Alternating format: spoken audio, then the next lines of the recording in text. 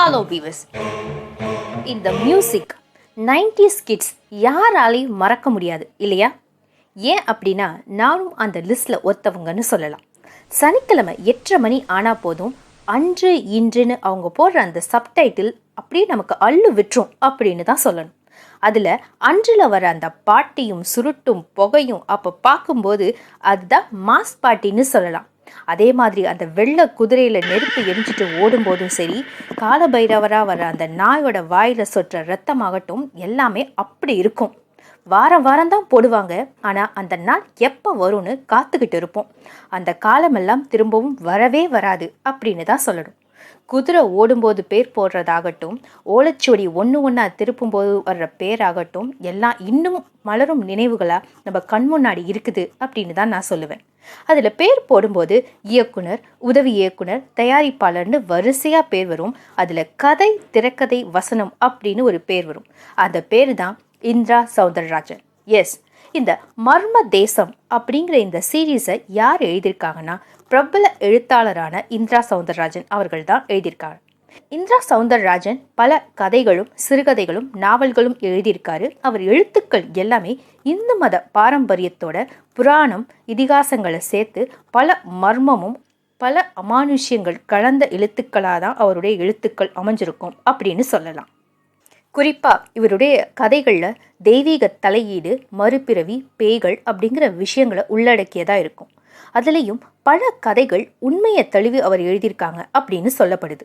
குறிப்பாக இவருடைய சில படைப்புகள் நாகபஞ்சமி, நந்தி ரகசியம், மகாதேவர் ரகசியம், சிவமயம் பார்ட் 1 and 2 இந்த புத்தகங்கள் எல்லாமே நிறைய மர்மம் நிறைஞ்ச புத்தகங்கள்.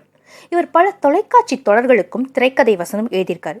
அதில் ரொம்ப முக்கியமாக குறிப்பாக 90s கிட்ஸ் எல்லாரும் விரும்பி பார்த்த ஒரு சீரீஸ் என்னது அப்படின்னா மர்ம தேசம் அப்படிங்கிற அந்த சீரீஸ். அந்த மர்ம தேசம் அப்படிங்கிற சீரீஸ் 5 சீரீஸாக வெளிவந்துச்சு. முதல் சீரீஸ் என்னது அப்படின்னா ரகசியம் விடாது, 2வது விடாது கருப்பு, 3வது சொர்ண ரேகை, 4வது இயந்திர பறவை, 5வது வானத்து மனிதர்கள். இது எல்லாமே நல்லா ஓடிச்சு. இருந்தாலும் 90s கிட்ஸ்க்கு இன்னும் மலரும் நினைவுகளாக இருக்கிறது 2. அதில் முதலாக இருக்கிறது விடாது கருப்பு, 2வது ரகசியம் விடாது அப்படிங்கிறது. இந்த மர்ம தேசம் அப்படிங்கிற சீரீஸ் சன் டிவியில் 1995லேருந்து 98 வரை ஒளிபரப்பாச்சு அப்படின்னு சொல்லப்படுது. இன்னைக்கு இந்த பகுதியில் நம்ம என்ன பார்க்க போகிறோம் அப்படின்னா முதல் கதையான ரகசியம் விடாது. அந்த கதை என்ன, அது எந்த நாவலை தழுவி எழுதியிருக்காங்க அப்படிங்கிறத பார்க்க போகிறோம். நெக்ஸ்ட் வீக் விடாது கருப்பு அந்த கதை என்ன அப்படிங்கிறத பார்க்கலாம். வாங்க, முதல் கதையான ரகசியம் என்ன அப்படிங்கிறத நான் உங்களுக்கு சொல்கிறேன். இந்த கதை ரகசியமாக ஒரு ரகசியம் அப்படிங்கிற ஒரு நாவலை தழுவி எடுக்கப்பட்ட ஒரு சீரியல். அந்த கதையில் வர்ற எல்லா கதாபாத்திரங்களையும் நம்ம மறந்துருக்கலாம், ஆனால் கால பைரவராக வந்த அந்த ராஜபாளையம் நாயை நம்ம யாராலையும் மறக்க முடியாது அப்படின்னு தான் சொல்லணும். எஸ், அந்த ஊரோட காவல் தெய்வமாக இருக்கிறது காலபைரவர் அப்படிங்கிற ஒரு நாய். கதை சித்திரப்பட்டி அப்படிங்கிற ஒரு கற்பனை கிராமத்தில் ஆரம்பிக்குது. எதனால் அந்த கிராமத்துக்கு அந்த பெயர் வந்துச்சு அப்படின்னா அந்த ஊரில் உள்ள ஒரு புகழ்பெற்ற சித்தேஸ்வரர் கோயில் தான் அதற்கான காரணம்.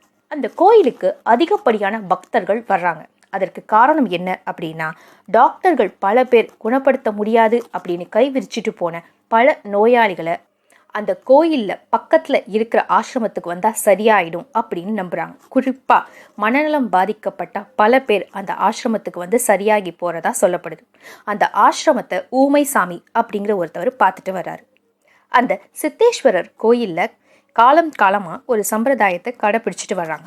அது என்னது அப்படின்னா சாயங்காலம் 6 மணிலேருந்து காலையில் 6 மணி வரைக்கும் 1 நிமிஷம் கூட தாண்டாமல் அந்த கோயில் மூடிதான் இருக்கும் அப்படின்னு சொல்லப்படுது.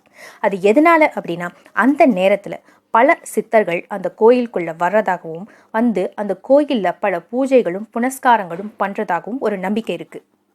ஒருவேளை அவங்க அங்கே பூஜை செய்யும்போது யாராவது அங்கே வந்துட்டா அவங்கள அந்த கால பைரவர் கொன்றுவாங்க அப்படின்னு ஒரு நம்பிக்கையும் அந்த கோயிலை சுற்றி இருக்குது. அந்த சம்பிரதாயத்தை ஊர் மக்களும் ரொம்ப மதிக்கிறாங்க அப்படின்னே சொல்லலாம். இதை கேட்காம நாத்திகவாதியாக இருக்கிற ஒரு ஜேர்னலிஸ்ட் என்ன பண்ணுறாருன்னா யாருக்கும் தெரியாமல் ஒரு நாள் நைட் அந்த கோயிலில் மறைஞ்சு இருந்து அங்கே என்னதான் நடக்குது அப்படிங்கிறத பார்க்கணும் அப்படிங்கிற ஒரு ஆர்வத்தில் அந்த கோயிலில் மறைஞ்சிருக்கிறார். ஆனால் காலையில் என்ன நடந்துருச்சு அப்படின்னா அந்த கால பைரவர் கடிச்சு அவர் இறந்து கிடக்கிறார். இதை பார்த்த ஊர் மக்கள் இன்னும் பயந்து போக காலபைரவருடைய கோபத்துக்கு ஆளாகிட்டதுனால தான் அந்த ஜேர்னலிஸ்ட் இறந்துட்டாங்க அப்படின்னு அந்த ஊர் மக்கள் நம்புகிறாங்க. அதே சமயம் இந்த ஜேர்னலிஸ்டோட ஃப்ரெண்ட் யார் அப்படின்னா மணிசுந்தரம் அப்படிங்கிறவன். மணிசுந்தரம் யார் அப்படின்னா கோயில் தர்மகத்தாவோட பையன். அவனுக்கு இந்த சாமி பூதம் இதெல்லாம் நம்பிக்கை கிடையாது. அதனால அவனுக்கும் அவனுடைய அப்பாவுக்கும் இதில் பல முரண்பாடுகள் வருது. ஒரு நாள் என்ன ஆகுது அப்படின்னா 4 பேர் அந்த கோயிலில் அதே இடத்துல திரும்பவும் இறந்து கிடக்குறாங்க. அதில் ஒரு இன்ஸ்பெக்டரும் அடக்கம். ஸோ இந்த விஷயத்தில் போலீஸ் இன்டர்ஃபியர் ஆகிறாங்க. அதை சுற்றி நிறைய இன்வெஸ்டிகேஷனும் நடக்க ஆரம்பிக்குது. இப்படி நடந்துட்டு இருக்கும்போது டாக்டர் ஆர்கே அப்படிங்கிறவர் one of the famous psychiatric டாக்டராக இருந்தவர் இப்போது மனநலம் பாதிக்கப்பட்டு ஒரு ட்ரீட்மெண்ட்டுக்காக ஊமைசாமி ஆசிரமத்துக்கு சேர்க்கப்படுறார். அது யார் சேர்க்குறாங்க அப்படின்னா மணிசுந்தரம் தான் அவரை அங்கே சேர்க்குறாங்க. டாக்டர் ஆர்கேவோட சன் யார் அப்படின்னா பிரசாத் தன்னுடைய அப்பாவை காணாமல் பல இடங்களில் தேடி அவனும் அந்த சித்திரபதி கிராமத்துக்கு வர்றான். வந்து மணியோட வீட்டிலேயே அவனும் தங்குறான். டாக்டர் ஆர்கே எவ்வளோ பெரிய டாக்டர் அப்படின்னா சிஎம் உடைய மகன் ஒருத்தவன் இருக்கான். அவனுக்கு மனநலம் பாதிக்கப்படுது. அவனுக்கு ட்ரீட்மெண்ட் கொடுக்குற அளவுக்கு ஒரு பெரிய டாக்டராக தான் யார் இருக்காரு அப்படின்னா டாக்டர் ஆர்கே. ஆனால் அவ்வளோ பெரிய டாக்டராக இருந்தும் அவரால் சிஎம்மோட பையனை குணப்படுத்த முடியல.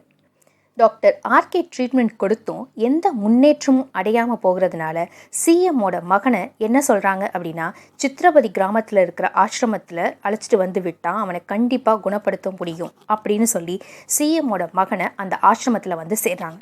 இதை தெரிஞ்ச டாக்டர் ஆர்கே அப்படி என்ன ட்ரீட்மெண்ட் அங்கே கொடுக்கப்படுது அப்படிங்கிறத தெரிஞ்சுக்கிறதுக்காக தான் தன்னை ஒரு மனநல பாதிக்கப்பட்டவராக பாவிச்சு நடித்து அந்த ஆசிரமத்தில் சேர்றாரு. சிஎம்மோட மகனுக்கும் அந்த ஆசிரமத்தில் ட்ரீட்மெண்ட் கொடுக்கப்படுது.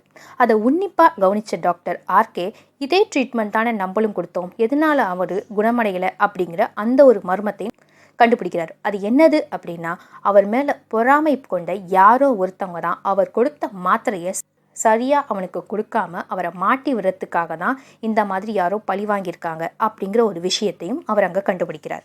இருந்தும் அந்த கோயிலில் நடக்கிற மர்மங்கள் அவருக்கு ரொம்ப நெருடலாக இருக்குது.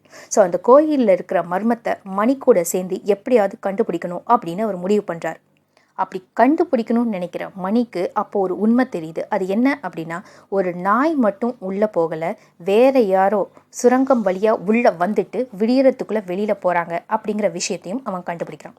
அதை தெரிஞ்சுக்க அந்த கோயிலில் மறைஞ்சு இருக்கணும் ஒரு நாள் நைட் அப்படின்னு அவனும் முடிவு பண்ணுறான். அப்போ தான் பல மர்ம முடிச்சுகள் அவன் மூலியமாக நமக்கு தெரிய வருது.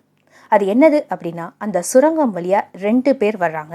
அவங்க கூட சேர்ந்து 2 அவங்க பழக்கின நாயும் அவங்க கூட வருது.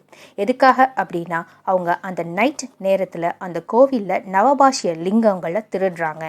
அந்த நாயோட வேலை என்னது அப்படின்னா எந்த இடத்துல நவபாஷிய லிங்கம் இருக்கு அப்படிங்கிறத தன்னோட மோப்ப சக்தியால் அதுங்க தேடி கண்டுபிடிச்சி கொடுக்குது.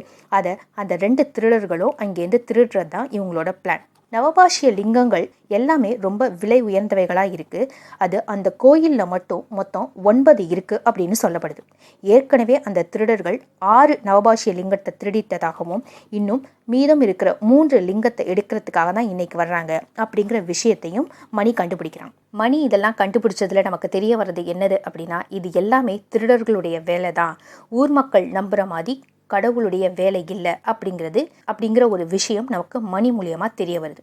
இது மட்டும் இல்லாமல் கிராமத்தில் இருக்கிற இன்னும் 2 பேர் உள்ளே இருக்கிற 2 பேருக்கு உதவி செய்கிறாங்க அப்படிங்கிறதையும் அவன் கண்டுபிடிக்கிறான். அதில் ஒருத்தவங்க யார் அப்படின்னா மணியோட நெருங்கிய நண்பரான வைத்தியர் அப்படிங்கிறவன். மணி தன்னை கண்டுபிடிச்சதை அறிஞ்சிக்கிட்ட வைத்தியரும் அவனோட கூட்டாளிகளும் என்ன பண்ணுறாங்க அப்படின்னா அந்த 6 சிவலிங்கத்தை எடுத்துட்டு ஒரு வேனில் தப்பிச்சு போக பார்க்குறாங்க. ஆனால் போகிற வழியில் என்ன ஆயிடுது அப்படின்னா வேன் ஒரு பெரிய ஆக்சிடெண்ட்டில் மாட்டுது. அப்படி மாட்டும்போது வைத்தியருடைய கூட்டாளிகள் எல்லாருமே இறந்து போகிறாங்க. வைத்தியர் கோமா ஸ்டேஜுக்கு போகிறார். ஆனால் அந்த 6 நவபாஷிய லிங்கங்கள் என்ன ஆயிடுது அப்படின்னா அந்த வேனில் எங்கேயோ மறைஞ்சு போயிடுது. மீதம் இருக்கிற கதை என்னது அப்படின்னா அந்த லிங்கத்தை போலீஸ் கண்டுபிடிச்சாங்களா இல்லையா அப்படிங்கிற மாதிரி இந்த கதை முடியும். இதுதான் ரகசியமாக ஒரு ரகசியம் அப்படிங்கிற ஒரு நாவலை தழுவி எடுக்கப்பட்ட சீரியல் ஆன ரகசியம் விடாது அப்படிங்கிற அந்த கதை. இந்த சீரியல் பார்த்தோம் அப்படின்னா முதல்ல சன் டிவியில் ஒளிபரப்பு பண்ணாங்க. பிறகு வசந்த் டிவியில் ஞாயிற்றுக்கிழமைகளில் இந்த சீரியல் ஒளிபரப்பப்பட்டாங்க. மேலும் இந்த சீரியலை நீங்கள் இப்போ பார்க்கணுன்னு நினச்சா கூட கவிதாலயா அதை யூடியூப்லேயே வெளியிட்டிருக்காங்க. நீங்களும் அந்த வீடியோஸை பார்க்கலாம். மொத்தம் 70லேருந்து 72 எபிசோட்ஸ் இருக்கும். ஒரு கதைகளும் அவ்வளோ த்ரில்லிங்காக இருக்கும். அந்த வயசில் நமக்கு அது புரிஞ்சிருக்குமா அப்படின்னு கூட சொல்ல தெரியல.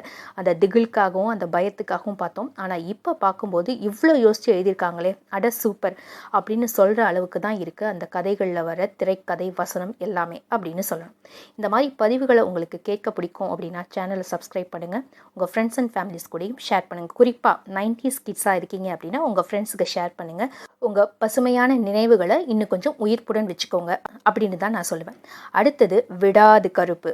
அந்த கதை என்ன அப்படிங்கிறத நெக்ஸ்ட் வீக் பார்க்கலாம். தேங்க்யூ.